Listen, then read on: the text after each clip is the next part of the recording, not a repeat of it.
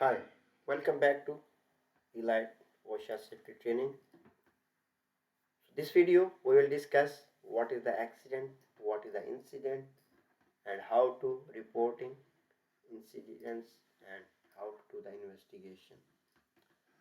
So what is the incident and what is the accident? Something went wrong and no injury, no property damage and no any loss, that is called the incident or near misses. Then instead of that, something is went wrong, we get the injury, ill health, or property damage. That always be as a considered the accident. So some cases regarding incident accident reporting are this chart here. In 2011, there was some occupational injuries and major events happened, and that percentage is here. Total was 4,609. Fire explosion, it was 3%. Exposure to harmful substances and environmental, it was 9%. Fall, slip and slip trip hazard and injuries was 14% and 12%. Then road roadway and occlusion, it was a 14%. Then other violences and other injuries was 17%. Content with the objective is the 15%. So major injury 1, major 10, property damage 30, and no damage or injury like 6. So this is the actually the way. This is the investigation report. Before investigation report, we should know why we have to investigate, because if any incident and accident happen and we not proper investigate, then it will become more big issue, big occurrence, reoccurrence can happen. A reoccurrence may be more huge time or huge value. So must we have to investigate it's a near miss or the accident. In the workers, in reporting is more important. If either near miss or incident happen, you should must be report to your safety officers, safety managers, because if this time was near miss or incident, may is the reoccurred, and when that time maybe it will become as a accident. So once we have to investigate, we have to make sure proper we investigated, we identify the root cause, and then after identifying the root cause, we should implement new control measure to control stop the reoccurrence. In that incident and investigation report, report number, company and address, these all things is filled by the your safety officer.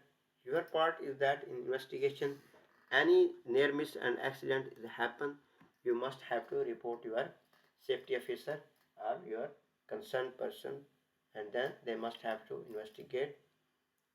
Reporting and recording, reason why we record should be kept. Monitor the trends, prevent the reoccurrence, legal duty to support, link to health surveillance, and defend as civil claim and criminal action.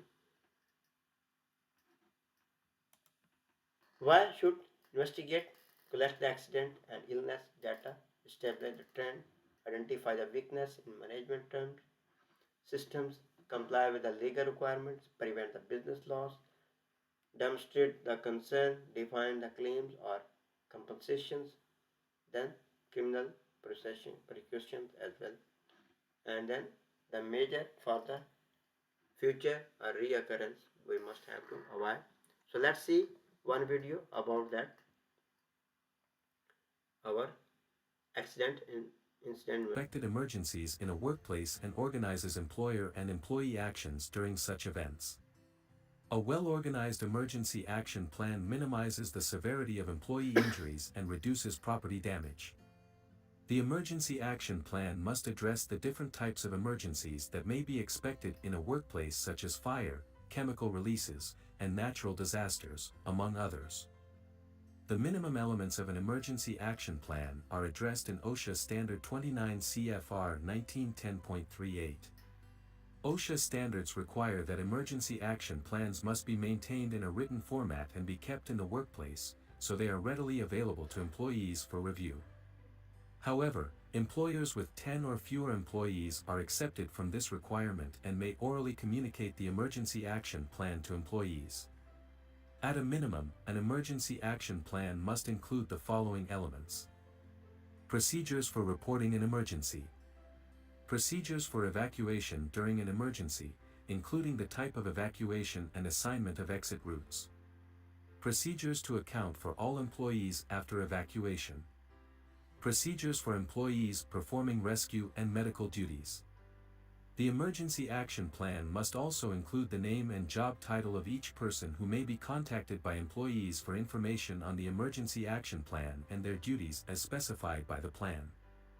Additionally, employers must have an employee alarm system that uses a distinctive signal for each purpose as specified in 29 CFR 1910.165.